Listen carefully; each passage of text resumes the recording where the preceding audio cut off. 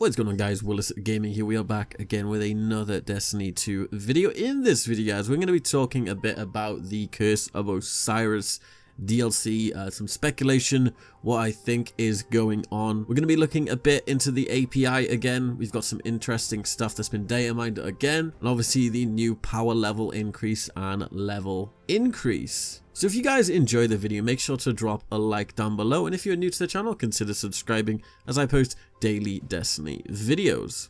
So who's ready for more unspecified and classified code from the API?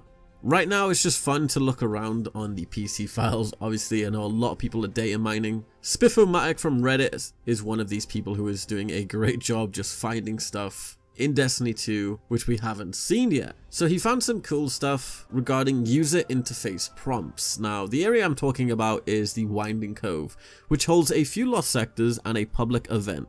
It's also the place where you can find those annoying pike gangs along with the spider tank every once in a while. Within the API code jargon, there's 4 places that have coordinates along the user interface prompts and activity override coding, which means if you're doing one thing and start one of these, it brings up the banner, you know, the banner at the top of the screen that makes you your new priority. The first set of coordinates is the Leviathan raid with its own activity node to begin a new activity. An example of an activity node would be like the rally flags or public events, something we've all hit the command for, but there's specifically one named for the Leviathan. There's also hashes in the code for art elements displaying objectives and display progressions. So the weird thing is, the Leviathan is over on Nessus. So why is this appearing on the EDZ game file? The second set of coordinates points specifically at a Nightfall starting point, but that wouldn't make sense since there's no strike that starts in the Winding Cove. There's not even a current strike that runs through that area. Just like the Leviathan hashes and the text that suppose the Nightfall also has the user interface and the objective to pop up on screen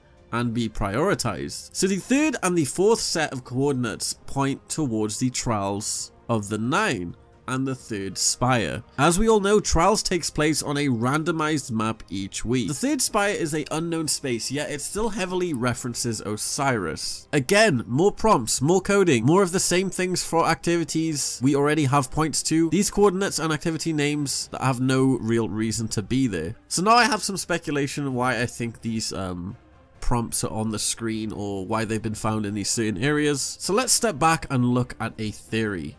Osiris is coming back, as we already know, so perhaps this new content we have yet to see that's already within the API under the classified column. It's already been promised that new content is inbound on December 5th. What if the Trials of the Nine and the Inverted Spire are the command prompts for the new story missions and the strikes? Osiris was a warlock with the Vanguard before he was banished, obviously. Perhaps there's remnant bits left in the EDZ. Maybe it ties in with the storyline with Mercury. We're usually running around in the storyline anyway to a multitude of places. We've already been promised new strikes, so perhaps one of the new ones start in the Winding Cove. This would fit in with the theory that Osiris' story takes place in the EDZ. Of course, all strikes eventually become the Nightfall unless you're the arms dealer and get picked twice in a row. What doesn't make sense is the Leviathan text being within the classified section. It's been stated that the new raid content is coming with the Osiris DLC, but it's also been rumored quite a bit that the Vault of Glass would be returning in an updated format. Now, I would love to see Vault of Glass come back. Part of me wants it to come back, another part of me doesn't, because honestly, I want a new raid. I know you guys want a new raid, so honestly, I hope it's a completely new raid. Maybe a Vex raid. I'd be happy with a Vex raid that isn't the Vault of Glass. Maybe something similar, but not exactly the same, because Vex are pretty cool. I love the Vex.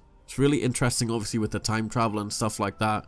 It really intrigues me. But like I said, it's all speculation. So maybe the Leviathan text is to hide the next raid. We've always had a new raid with each DLC before Destiny 1 with Crota's End, the Taken King, Wrath of the Machine. The only exception is the House of Wolves. Skolas really wasn't that much of a threat. But like I said, I can sit here and theorize all day. It could be stuff for the Curse of Osiris, it could just be leftover jargon. But what we do know is obviously the main character level is being increased to level 25. With the level now being 20, and this is mostly being done in story missions like as progression and stuff, so you probably won't be able to get bright engrams for a while you're leveling up. The grind will continue, whether that's good or bad is up to you, and that's not the only thing we're going to be grinding. The power level is also increasing to 330, whether or not it's going to be like 325 and then 330 with mods, which I probably think it is, or if it's 330 with 335 with mods, because if you remember in Destiny 1, I'm pretty sure it was 335 at one point in Destiny 1. I'm not actually sure which DLC it was for. I think it was for